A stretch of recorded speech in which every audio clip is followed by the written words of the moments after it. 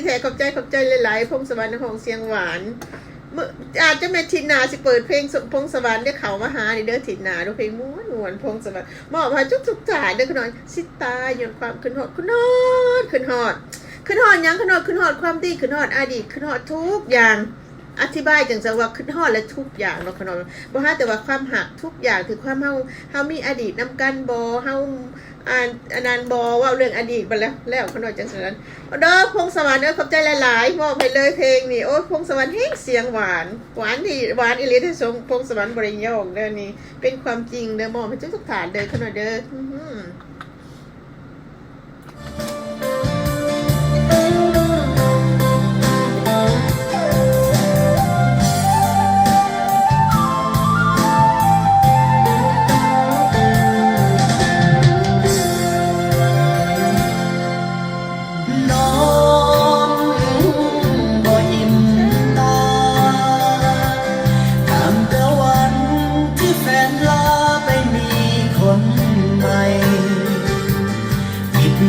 ยังบ่หู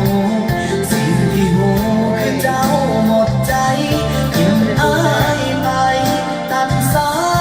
ยสัมพันธ์เป็นแฟนกันก็นานหลายปีเมมโมรีในสมองมันเลยจำมันคนเคยหักตัดใจลาน้ำตาพร้อมกับความหลัง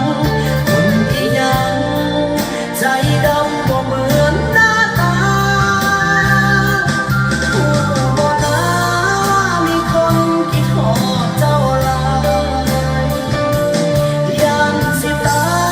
ยย้อนความคิดถึงไปนะถ้ามาสานก็ได้เธอจะการเศษเส้นผมยังติดหมอนใช่ไปก่อนเดี๋ยวพงสวรรค์ขอบใจเขาเวลาบอกตัวเองว่าวันหนึ่งเจ้าจะหวนมาหาคนที่รอมีความหวังจึงรอคอยอ้อมแขนน้อยๆยังคอยเจ้ามาให้ก่อนหากความหักบ่โสภาจงกลับมาหาที่จอดอายจะเอาความคิดฮอดจอดใจให้นานหวานเนาะพงสวรรค์เนาะฟังมาว่าจะมาจานแล้วว่ามีคนคิดฮอดเจ้าหลายหวานอยู่บ่มีคนกระโดดง่ายเลยสิตายย้อนความคิดถึงไปนานเศษเส้นผมยังติดหมอนให้ถนอมมันทุกเวลาบอกตัวเองว่าวันหนึ่งเจ้าจะหวนมาหาคนคิดฮอดลอกคุณเล่นกระยาเด้อ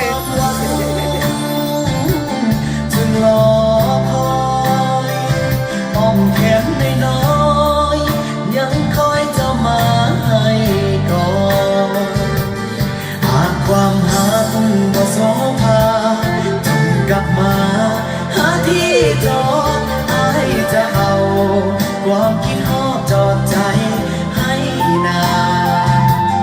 หากความหักบ่โสภา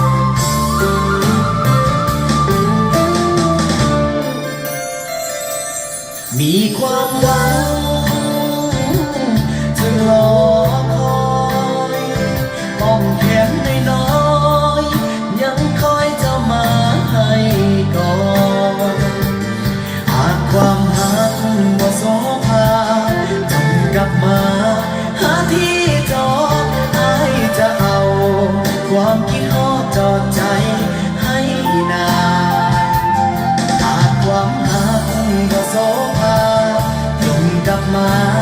หาที่จอดอายจะเอาความคิดฮอดจอดใจให้นาน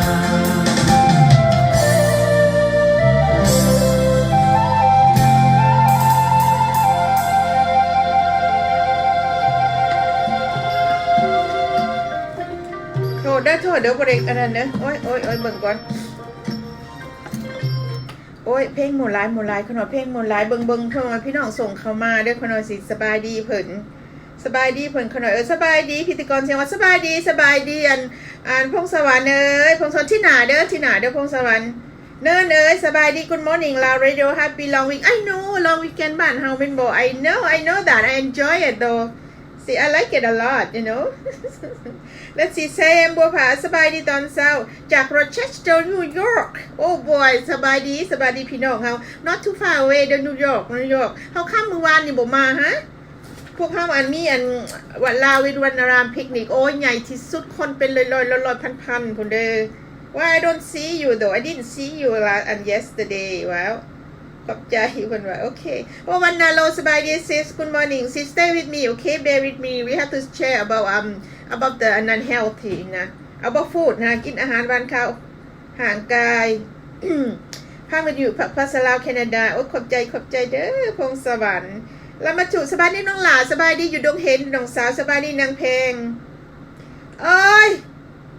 เจ้ามียังอันนี้เจ้าของแผ่นดินลาวสบายดีอาย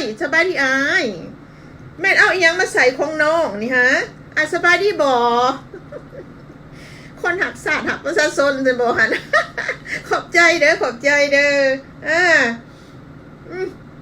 สบายดีอ้ายบ่เห็นหน้าเห็นแต่เสียงโอ้ยคนนี่คนเห็นซ้ำอยู่บ่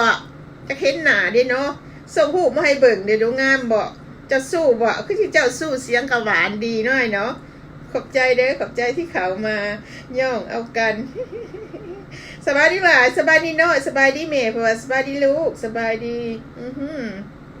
Good morning everyone greeting from USA I know women long weekend right no it's not in United States right bro in here we have long weekend เด้ออันพงสวรรค์โอ้ยน้องทรายทันหมอสมสนิทขน้อยเขามาขอบใจน้องหลาขอบใจก็ไม่แต่อยากบอกนะขน้อยอยากบอกว่าวิทยุขน้อยทำโมเมนต์การเมืองกันยังเด้อเห็นธรรมดาสวยอันสวยสังคมแบบนั้นเนาะสวยองค์การตารางข่าวเลยกับข่าวอยู่ในโลโก้เฮาในถิ่นฐานแล้วข่าวอยู่ได้กันยาแต่โมเมนต์การเมืองนะขน้อยเด้อขอโทษหลายๆตัวนี้นะบอกขน้อยกระบอกเป็นขน้อยกระบอกจักอีกเนาะเรื่องนี้นะไม่แต่ว่าอันว่าเรื่องหักเพลงการเปิดเพลงมันนู้นขน้อยมักเอาแต่เพลงเทียบว่าหักเพราะว่าขน้อยมักหักคน no not US right bro I know เป็นบออัน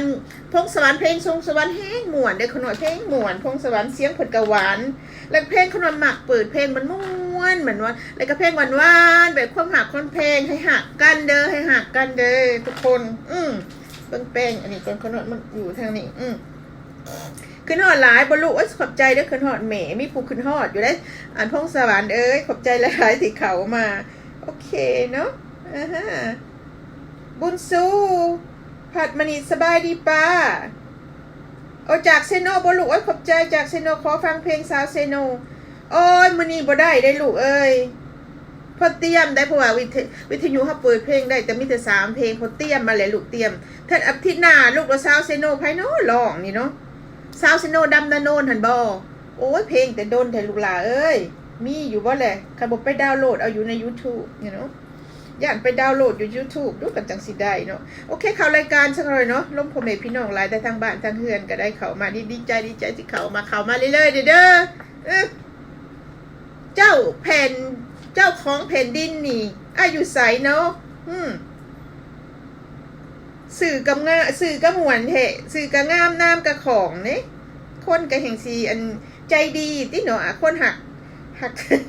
คนหักยังก็ขอโทษได้ว่ากับโบเป็นได้นี่ไหนขอโทษหลายๆโอเคขน้อยเว้านี่เนาะเว้าเรื่องอันนี้ซะเว้าเรื่องอันที่นาข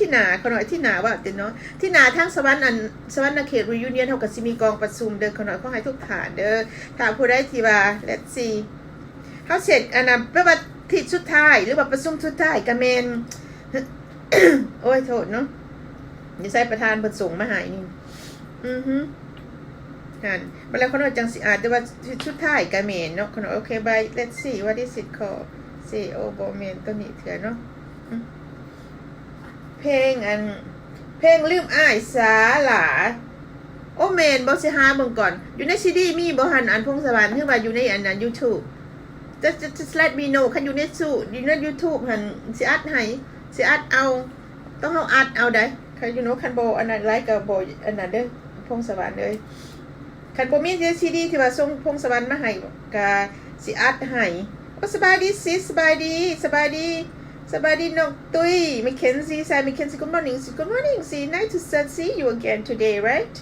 okay มันยังลูกบอลคัมบ่วันคัมwelcome สุขานุวงศ์โอ้น้องลำจันทร์โอ้ยน้องลำจันทร์ก็ฟังอยู่ว่านะขอบใจเด้อพี่หน้าสิมื้อหาเด้อลูกโดสิไปหนบบ้านเฮาสิมื้อเฮ็ดบุญหาแม่น้ำเนแล้วก็น้ำนาบ่าวเนพี่หน้าเขาหน่อยว่าเขาหน่อยสิฮอดซะถูหนบเอาฮอดบัดน้องลำจันทร์ซะสิมื้อเด้อ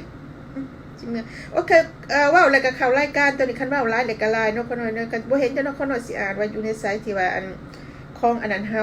ของที่ว่าประชุมที่หน้าวันที่10เด้อเขาหน่อยเด้อคณะที่ว่าทุกฐานผู้ใดที่ว่าเป็นคณะกรรมการหรือหนักตัดสินของสวรรค์เขตเฮาสวรรค์ยูเนียนก็เชิญเด้อเชิญไปร่วมอยู่ที่อันเพื่อนฐานประธานของประธานของอันงานสวรรค์ยูเนียนของเฮาแม่นอยู่ทางอันอยู่อันนั้นนะเขาหน่อยอยู่let's see อยู่เพื่อนอันฐานบุญเหลืองส่วนอันเพชรชมพูมันเป็นประธานของสวรรค์เขตยูเนียนโอ้ my goodness อย่างอันนั้นเนาะพงสวรรค์เอ้ยพงสวรรค์คันมีเวลาก็อยากให้มาเด้ออยากมา not this time maybe next time เด้อมาเด้อมาร้องเพลงนำกันyes โอ้ท้องมีเพิ่นว่าสบายดีโอ้สบายดีกันสบายดีทุกทางสบายดีคนนั้นอย่าลืมเว้าอีกเขานอกจังหวัดจังสิอ่านอันเรื่องอันประชุมเฮาอ่านเรื่องของอันตักบาตรทางวัดเราชอนโจจะมีการตักบาตรเด้อขน้อยโดยโทรศัพท์ก็416657734ดีกาเหล่าบุญเข้าประดับดินอุทิศธรรมผู้ขาทั้งหลายภายในปีประสงค์เป็นเข้ากับภายนอกมีคณะกรรมการอุปถัมภ์วัดกับพร้อมด้วย